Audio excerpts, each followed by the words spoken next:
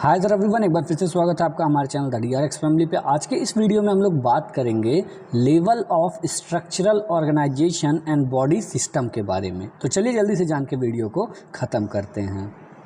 सबसे पहले आप समझिएगा कि ये लेवल ऑफ स्ट्रक्चरल ऑर्गेनाइजेशन का क्या मतलब है। जैसे ही ये क्वेश्चन आपके सामने आता है तो सबसे पहले आप इस डायग्राम को याद कर लीजिए। अगर ये डायग्राम आप याद कर लिए तो केवल और केवल इसी डायग्राम को बनाने से ही आपको पूरा का पूरा नंबर मिल जाएगा A to Z। ठीक है, तो यहाँ समझिएगा क्या बता रहा है। ये बता रहा है सबसे पहले एक आता है जिसको कहते हैं मॉलिक्यूलर लेवल। ठीक है, मॉलिक्यूलर लेवल में क्या हो रहा है या केमिकल लेवल इसको कहते हैं। हाइड्रोजन और ऑक्सीजन आपस में जुड़ रहे हैं और पानी बना रहे हैं। ठीक है, तो यहाँ नीचे देखिए क्या लिखा है केमिकल लेवल में। Atoms bond to form molecules with 3 dimensional structure. मतलब जब एटम्स आपस में जुड़ते हैं तो वो बनाते हैं मॉलिक्यूल जो कि 3 डायमेंशनल स्ट्रक्चर का होता है। अब आ जाते हैं सीधे सीधे हम लोग सेलुलर लेवल पे। देखिएगा क्या लिखा है। A variety of molecule combines to form the fluid and organelles of the body cell। अब ध्यान समझिएगा, यहाँ क्या बोला है वैरायटी, मतलब अलग अलग कई तरह के मॉलिक्यूल आपस में जब जुड़ते हैं तो शरीर के अंदर जो तरल पदार्थ है, फ्लूइड जो है वो बनता है। ठीक है, और साथ ही साथ ऑर्गेनिल्स बनते हैं। ऑर्गेनिल्स क्या होते हैं, जो हमारा सेल होता है, सेल्स के अंदर जो छोटे छोटे उसके हिस्से होते हैं, टाइनी स्ट्रक्चर होते हैं, उनको नाम दिया जाता है ऑर्गेनिल्स, जैसे कि माइटोकॉन्ड्रिया। ठीक है, अब समझिएगा सेल तो बन के तैयार हो गया। आगे चल के क्या होता है टिश्यू लेवल पे, a community of similar cells. याद रखिएगा, मेरा शब्दों पे ध्यान दीजिएगा। A community of similar cell, एक जैसी कोशिकाएं, एक जैसे सेल्स जब मिलते हैं तब जाके बनता है बॉडी टिश्यू। ठीक है, अब आ जाते हैं, अब ये टिश्यू लेवल खत्म, अब पहुंचते हैं हम लोग ऑर्गन लेवल पे। 2 और more different tissue combine to form an organ. जब 2 या 2 से अधिक टिश्यू, 2 या 2 से अधिक तरह के टिश्यू आपस में जुड़ते हैं तब बनता है ऑर्गन। चलिए अभी हम ऑर्गन सिस्टम पे आ जाते हैं। ऑर्गन सिस्टम में क्या बोल रहा है, जब 2 या 2 से अधिक तरह के ऑर्गन्स आपस में जुड़ के एक समान, मतलब किसी एक काम को पूरा करने की कोशिश करते हैं हमारे शरीर में, तो उसको कहते हैं ऑर्गन सिस्टम लेवल। यहाँ ये लिखा है 2 और more organs work closely together to perform the function of the body system. Body system, शरीर के लिए किसी एक कार्य को जब 2 या 2 से अधिक ऑर्गन मिल के करते हैं तब उस चीज को कहा जाता है ऑर्गन सिस्टम लेवल। और जब अलग अलग ढेर सारे ऑर्गन सिस्टम मिल के एक जैसे बहुत आराम से प्यार से जब काम करते हैं शरीर के लिए, किसी एक इंसान के शरीर के लिए, तो उसको कह दिया जाता है ऑर्गेनिज्म लेवल। ठीक है, ये मैंने डायग्राम से आपको ये सब कुछ समझा दिया है। अब इन्हीं चीज़ को आप वर्ड्स में पढ़ लीजिए। देखिए, अगर पढ़ने में कमज़ोर हैं तो ये इतना चीज़ आप बना के चले आएंगे तो काफ़ी, अगर पढ़ने में तेज़ हैं तो आप जो है ये चीज़ भी ज़रूर लिखिएगा एग्जाम में, इससे आपके नंबर बहुत ज़्यादा अच्छे उठेंगे। क्या लिखा है, anatomical structure and physiological mechanism. तो जो एनाटॉमिकल स्ट्रक्चर हैं और फिजियोलॉजिकल मैकेनिज्म है, यहाँ जो फंक्शन चल रहा है, इन सभी चीज़ों को कुछ लेवल में सजाया गया है और कुछ इस तरह से सजाया गया है कि एक के ऊपर दूसरा निर्भर रहता है। The various level of organisation are listed below. जो अलग अलग तरह के ऑर्गेनाइजेशन हमारे शरीर में हैं, अलग अलग तरह के ऑर्गेनाइजेशन जो किए गए हैं वो हैं chemical level, cellular level, tissue level, organ system level and organism level.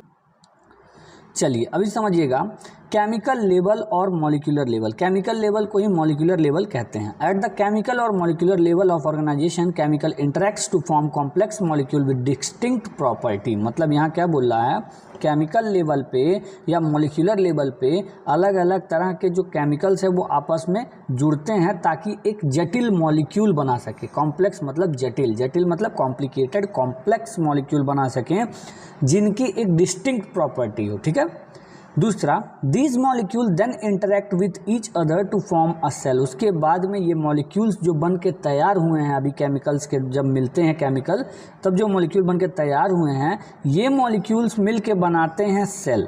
ठीक है, the cell is the smallest structure and functional unit of the organism. और ये कोशिका जो होती है, ये जो सेल होता है हमारे शरीर का सबसे छोटा स्ट्रक्चरल और फंक्शनल यूनिट होता है। ठीक है, इस बात का ध्यान रखिएगा कि हमारा शरीर, नोट मैंने इसलिए लिखा है ताकि आप अगर इसको एग्जाम में लिख देते हैं तो बहुत ही ज़्यादा अच्छा नंबर आपका उठेगा। याद रखिएगा, इसको ब्लैक पेन से अक्सर करके लिखिएगा। The human body is made up of millions of cells of different type each with its own form and function. मतलब आदमी का शरीर जो है वो कई करोड़ कई लाख सेल्स से मिलकर बना हुआ है, और प्रत्येक सेल जो प्रत्येक फॉर्म है, ठीक है, प्रत्येक फॉर्म है जो सेल का, वो उसका एक अलग फंक्शन ही होता है। Cells are organised in tissue and the tissue combine to form organ and the organ works together in organ system. अभी समझिएगा बहुत ध्यान से कि जब, फिर से मैं उसी चीज़ को रिपीट कर रहा हूँ जल्दी जल्दी, ठीक है, कि जब केमिकल्स आपस में मिलते हैं तो एक कॉम्प्लेक्स मॉलिक्यूल बना, कॉम्प्लेक्स मॉलिक्यूल आपस में मिले तो एक सेल बना, सेल आपस में मिले तो एक टिश्यू बना, जब टिश्यू आपस में मिले तो ऑर्गन बना, और जब ये ऑर्गन एक साथ मिल के काम करना शुरू कर देते हैं तो उसको कहते हैं ऑर्गेनिज्म लेवल। तो यहाँ पे देखिएगा क्या लिखा है, each level is totally depend on the other. For example damage at cellular tissue और organ level affect the entire system. मतलब एक चीज़ समझिएगा, यहाँ क्या बोल रहा है, जो अभी को मैंने कुछ देर पहले रिपीट किया था कि प्रत्येक लेवल, हर एक लेवल एक दूसरे के ऊपर निर्भर होते हैं। फॉर एग्जाम्पल अगर आपके हार्ट में जो कार्डियक सेल्स हैं वो मरने लगें तो धीरे धीरे वहाँ पे कार्डियक टिश्यू पूरा या कार्डियक मसल्स जो हैं वो मरने लगेंगे, और अगर हार्ट मर गया तो ऑब्वियस सी बात है किडनी, लीवर, ब्रेन सब कोई मरना शुरू हो जाएंगे। तो इसी वजह से ये बोल रहा है कि यहाँ पे हर एक लेवल जो रखा गया है, जो विभाजित किया गया है बॉडी में, उसमें अगर कहीं भी सेलुलर लेवल पे या टिश्यू लेवल पे या ऑर्गन लेवल पे कहीं पे भी डैमेज आया तो पूरे शरीर को डैमेज पहुंचना तय है। अभी इसको जब आप एक बार लिख दीजिएगा, उसके बाद में आप अगर मान लीजिए ये वाला डायग्राम नहीं बना पा रहे हैं, आपके लिए बहुत कॉम्प्लिकेटेड हो जा रहा है, तो आप इस वाले डायग्राम को बना दीजिएगा, और अगर दोनों बना सकते हैं तो बहुत अच्छा है। A schematic representation of level of organization. अभी ध्यान से समझिएगा, सीमेटिक का मतलब क्या होता है जानते हैं? रेखांकित चित्र। मतलब जहाँ पे आप डायग्राम नहीं बना पाते वहाँ पे आप शब्दों से समझाने की कोशिश करते हैं, और उस चीज़ को कहते हैं सीमेटिक डायग्राम। तो यहाँ पे यही लिखा है मैंने, a schematic representation of level of organization. अलग अलग जो हमारे बॉडी में लेवल ऑफ ऑर्गेनाइजेशन है उसको मैंने यहाँ पे एक रेखांकित चित्र के माध्यम से दे दिया। मॉलिक्यूलर लेवल पे क्या है? प्रोटीन फिलामेंट बना।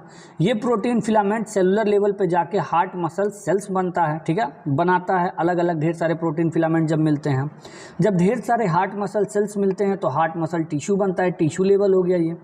और जब ढेर सारे मतलब टिश्यू आपस में मिल रहे हैं तब जाके वो बना रहे हैं हार्ट, जो कि ऑर्गन लेवल पे बात आ गई। और जब ये हार्ट आगे चल के ब्लड और ब्लड वेसल से मिलता है तब जाके यहाँ पे बनाता है ये ऑर्गन सिस्टम लेवल पे कार्डियोवैस्कुलर सिस्टम। चलिए अभी हम बात करते हैं बॉडी सिस्टम की। An organism contain many organ system together to perform basic process of life. अब ये बेसिक प्रोसेस ऑफ लाइफ क्या है, बस इस वीडियो के जस्ट बाद में जो अपलोड होगा वो बेसिक प्रोसेस ऑफ लाइफ होगा। आप एक काम करना, डिस्क्रिप्शन का लिंक चेक कर लेना। An organism contain many organ systems together to perform basic process of life. एक आदमी का जिंदा रहने के लिए, एक आदमी का जीवन चलता रहे, इसलिए आदमी के शरीर में अलग अलग कई तरह के ऑर्गन सिस्टम पाए जाते हैं। फॉर सिंप्लिसिटी ऑफ लर्निंग, और आप आसानी से इन सिस्टम्स को याद कर लें, समझ लें, इसलिए the body is divided into 9 system. इसलिए शरीर को टोटल 9 सिस्टम में विभाजित कर दिया गया है। वो कौन कौन से हैं? स्केलेटोमस्कुलर सिस्टम, जहाँ पे आप स्केलेटल मसल्स, स्केलेटन के बारे में पढ़ते हैं, मसल्स के बारे में पढ़ते हैं। जहाँ पे आप स्केलेटन के बारे में पढ़ते हैं, मसल्स के बारे में पढ़ते हैं। कार्डियोवैस्कुलर सिस्टम, जहाँ पे आप कार्डियक मतलब आपके हार्ट के बारे में, वैस्कुलर मतलब ब्लड वेसल्स के बारे में पढ़ते हैं, ठीक है, और खून के बारे में पढ़ रहे हैं। डाइजेस्टिव सिस्टम, जहाँ पे आप अपने पेट के बारे में, इंटेस्टाइन के बारे में, इन सब के बारे में पढ़ते हैं। एक्सक्रीटरी सिस्टम है।